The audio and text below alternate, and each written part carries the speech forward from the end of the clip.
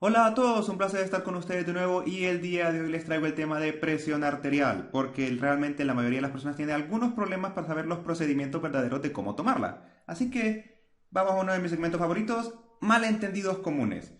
¿Solo existe una manera para tomar la presión arterial? No, existen múltiples, en este video vamos a analizar tres y cada una tiene algunas ventajas y desventajas y algunos son más exactos que otros. Y como siempre, antes de ir a la práctica tenemos que saber un poco de teoría, por ejemplo, qué es la presión arterial realmente. Así que imaginemos una arteria que está llena de sangre y glóbulos rojos. Cada vez que late el corazón, se va a generar una presión contra las paredes de esta arteria. Y a esto lo vamos a llamar la presión o la tensión arterial. Nosotros podemos colocar un medidor encima de esta arteria y medir qué tanta es la verdadera presión que está ejerciendo contra la pared. Nosotros para saber existe una fórmula que se llama la fórmula de la presión arterial, que se define como que el gasto cardíaco, que se multiplica por la resistencia vascular periférica, va a ser nuestra presión. Es muy raro que esta fórmula se utilice en la clínica, pero sirve para algunos conceptos para decir qué causa elevación de la presión arterial y qué la disminuye. ¿Y cómo vamos a medir esta presión arterial? Bueno, vamos a utilizar tres herramientas básicas. Un esfigmomanómetro, un estetoscopio y nuestras manos, el instrumento más importante de cada médico. Pero antes de tomar la presión arterial hay que saber algunos detallitos. ¿Recuerdan la fórmula de presión arterial? Bueno, gasto cardíaco también se define como la frecuencia cardíaca y qué tanta sangre está saliendo por latido del corazón por segundo. Así que pequeñas cositas, por ejemplo, que el paciente haya caminado, haya corrido, esté un poco cansado, va a hacer que aumente el pulso y por lo tanto va a aumentar la presión arterial. Así que tenemos que darle un reposo de 3 minutos al paciente sentado o acostado. Lo siguiente es, hay que evitar algunas cosas que pueden alterar la presión arterial. Por ejemplo, la cafeína, el ejercicio o los cigarrillos durante 30 minutos antes de tomar la presión arterial. Estoy pensando en esa Coca-Cola que el paciente tenía en la mano antes de tomarse la presión. Eso le va a alterar la presión en el resultado y puede que salga hipertenso cuando no lo es realmente. Así que hay que tener cuidado con esos detallitos. A mínimo esperar 30 segundos si queremos volver a tomar la presión arterial del paciente por un motivo que vamos a discutir más adelante. Y el más importante de todos, a mi parecer, calmar al paciente. Si el paciente está nervioso, puede aumentar la presión arterial significativamente. Si lo miramos muy tenso, hay que decir que se calme y espera un par de minutos. Así que tenemos a nuestro paciente tranquilo, hora de tomar la presión arterial. No realmente, falta elegir qué esfigmomanómetro vamos a utilizar. Hay que saber un poco de teoría de eso también. Sí. Así que acá tenemos el brazo de un adulto normal, peso adecuado, en el cual usualmente la anchura es de alrededor de 12,5 centímetros. La gran mayoría de esfigmomanómetros que existen son diseñados para esto. Pero si tenemos un paciente que tiene un par de libritas de más, vamos a ocupar un esfigmo especial, en el cual tiene que medir exactamente unos 14,5 o 14 centímetros de anchura. Si no, la presión arterial va a salir extremadamente elevada y sin razón. Lo siguiente es dónde vamos a colocar en el brazo exactamente. Pues hay una sugerencia que siempre tenemos que elegir y colocar dos traveses de dedo encima de la fosa cubital. Así que colocamos nuestros deditos y encima de esto vamos a colocar nuestro esfigmomanómetro, que tiene que cubrir 2/3 del brazo. Ok, tal vez ustedes sienten que ya tienen que tomar la presión arterial, pero falta otra cosa y es uno de los rumores más grandes de medicina. ¿Brazo derecho o brazo izquierdo? La gran pregunta. Y la respuesta es ambos. ¿Por qué? Porque en teoría la presión arterial entre ambos brazos sí puede variar, pero no tiene que variar más de 10 milímetros de mercurio. Eso significa que si un paciente tiene más de 10 o 15 milímetros de mercurio de diferencia entre brazo derecho y brazo izquierdo, es probable que este paciente tenga un problema en las arterias del brazo, posiblemente un ateroma o como lo conocemos, una placa de grasita. Y por lo tanto, este paciente ocupa estudios especiales, por lo cual se sugiere a todo paciente hacer la medición en ambos brazos. Si no nosotros notamos esta diferencia, es significativa. Ok, ya quieren tomar la presión del paciente, casi solo tenemos que saber algo de la posición del brazo porque inclusive eso altera la presión arterial. Así que hay tres posiciones básicas para tomar la presión arterial según el ángulo del brazo y como pueden ver puede cambiar hasta 10 puntos dependiendo del ángulo. Así que lo que sugiere la gente es que siempre lo tomemos en un ángulo de unos 30 grados como podemos ver en la parte B, que es lo común. Si nosotros venimos y le tomamos la presión arterial de nuevo al paciente en otro ángulo va a salir alterado. Y la siguiente sugerencia es siempre tiene que estar sentado o acostado. Si el paciente está parado, la presión diastólica aumenta hasta 6,5 milímetros de mercurio. Ok, yo creo que ya están tensos, pero la buena noticia es que ya podemos tomar la presión arterial al paciente, al fin, y vamos a ver los tres métodos más comunes para tomar la presión a un paciente. El primer método es el método oscilométrico o visual. Es el más sencillo, pero tiene el mayor rango de error. Lo bueno es que solo ocupamos un esfigmo, no ocupamos un estetoscopio para hacer esto. Así que tenemos nuestro brazo y vamos a venir con nuestros deditos y vamos a sentir el pulso radial del paciente. Luego vamos a utilizar estos dedos para saber dónde colocar el esfigmo y lo colocamos. Vamos a empezar a inflar el esfigmo hasta que ya no sintamos el pulso con nuestra mano. Eso significa que nosotros vencimos la presión arterial y por lo tanto vamos bien. Ahora que ya la vencimos, aumentamos 20 a 30 milímetros de mercurio más. Volvemos a inflar un poquito, no mucho. Así que digamos que nosotros dejamos de sentir el pulso a 120. Así que vamos a subirlo hasta 150. Luego desinflamos lento.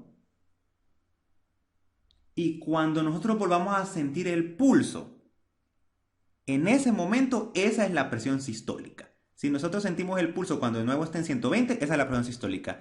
Y justamente en ese momento vamos a notar algo curioso con el esfigmo, que la flechita va a empezar a moverse o vibrar. Y eso es común. Así que es posible también en teoría saber que estamos en presión sistólica solamente con la vibración. Y cuando deje de vibrar la flechita, digamos que deja de vibrar en un 80, entonces esa es la presión diastólica. Y como deben imaginar, este método tiene un rango de error bastante grande, porque no hay una manera muy buena de confirmar todos. La presión sistólica, por suerte, la presión sistólica es fácil de confirmar porque es con el pulso, pero la diastólica no. Así que este método no se prefiere a menos que en serio no tengan estetoscopio cerca suyo. El siguiente es el método más común, que es el método auscultatorio o auditivo. Es de los más eficientes, pero tiene algunas trampas que le molestan a la gente y ya les voy a explicar por qué. Así que tenemos nuestro brazo de nuestro paciente y esta vez vamos a sentir el pulso en la arteria braquial o humeral. Luego dos traves de dedo de nuevo y vamos a colocar nuestro esfigmomanómetro. Ahora vamos a colocar nuestro estetoscopio donde sentimos el pulso previamente braquial o humeral. Y básicamente hacemos lo mismo, empezamos a inflar hasta que dejemos de escuchar el pulso de la arteria. Cuando lo dejemos de escuchar significa que la colapsamos y vamos bien. Y luego aumentamos de nuevo 20 a 30 milímetros de mercurio y empezamos a desinflar lento. Ok, la pregunta acá es, ¿qué significa desinflar lento? Bueno, resulta que cuando uno infla el esfigmo, la presión arterial se eleva hasta 10 milímetros de mercurio y esto puede durar unos 20 segundos. Para evitar aumentarle artificialmente estos 10 milímetros de mercurio al paciente, tenemos que desinflarlo a 2 a 3 milímetros de mercurio por segundo, es decir, muy lento. Y ahora tenemos que escuchar atentamente con nuestro estetoscopio. Cuando escuchemos el primer latido o pulso, va a ser bien bajito y luego le van a llegar unos ruidos más fuertes. Uno pensaría que el ruido más fuerte es el que lo simboliza, pero no. El primer ruido es la presión sistólica. Luego se va a estabilizar, vamos a escuchar bastante pulso y de repente va a empezar a bajar y se van a amortiguar. Usualmente la gente piensa que cuando se calla todo y no escuchamos nada, esa es la presión diastólica. Pero realmente la presión diastólica es cuando se amortigua todos los ruidos. A veces en algunas personas no se escucha el amortiguamiento y va directamente al silencio y en este caso también es la presión diastólica, lo que suceda primero. Y este es el método más eficiente y sería el mejor de todos si no fuera por un pequeño detalle fisiológico que existe llamado el vacío auscultatorio de Korotkov. Así que si todos los pacientes tuvieran este mecanismo de ruido sería perfecto, pero en muchos pacientes nosotros venimos y cuando escuchamos los primeros ruidos, que esta es la presión sistólica real, de repente tenemos un vacío o silencio que dura de 10 a 20 milímetros de mercurio, y muchos nos confunde eso, y de repente vuelve a comenzar el ruido. Y otra vez estabiliza. El problema es que si nosotros no escuchamos bien esa presión sistólica real, el primer golpe, entonces vamos a perder 20 puntos de presión arterial. Y eso es muy malo si nosotros estamos buscando un paciente con hipertensión. Así que luego lo demás es lo mismo. Podemos tal vez detectar una presión diastólica normal, pero podemos perder 20 puntos de presión sistólica por este pequeño vacío auscultatorio. Así que para evitar este rango de error del vacío auscultatorio se inventó un tercer método y este es el método auscultatorio palpatorio. Es el más difícil pero el que tiene el menor índice de error. ¿Cómo lo hacemos? Bueno, tenemos a nuestro paciente, vamos a hacer casi lo mismo.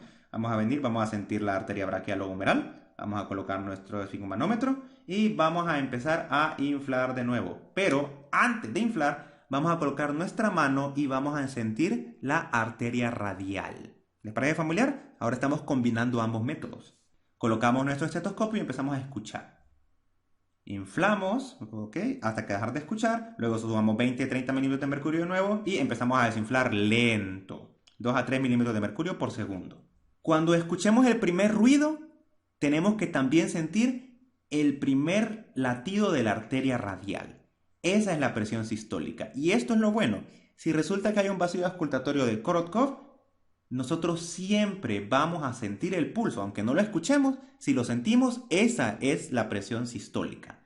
Luego sigue lo normal y cuando se amortigüen los ruidos, esa es la presión diastólica. Por lo tanto, ¿cómo concluimos este método? Es que en este método mixto, la presión sistólica se palpa, hay que tocarla, y la presión diastólica se escucha.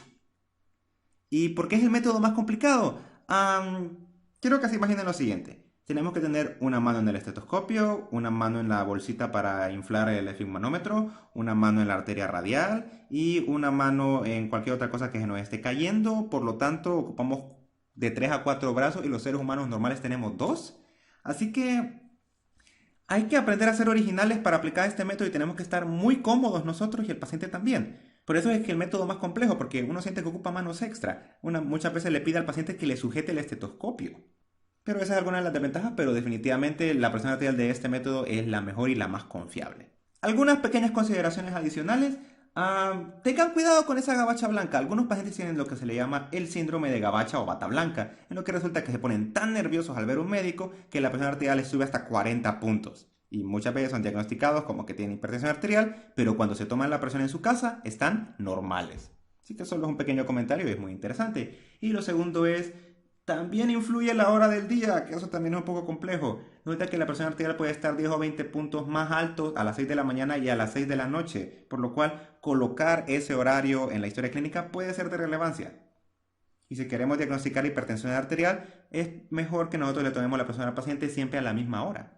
Así que, ¿cómo vamos a escribir ahora nuestro resultado de presión arterial? Voy a sugerir colocar en qué brazo se tomó la presión, los milímetros de mercurio sistólico y diastólico, el método que se utilizó y la posición y la hora. En cuanto a la posición, hay 3 figuritas sencillas. Nosotros colocamos esta figura si el paciente la tomamos de manera parada, que es lo menos apropiado.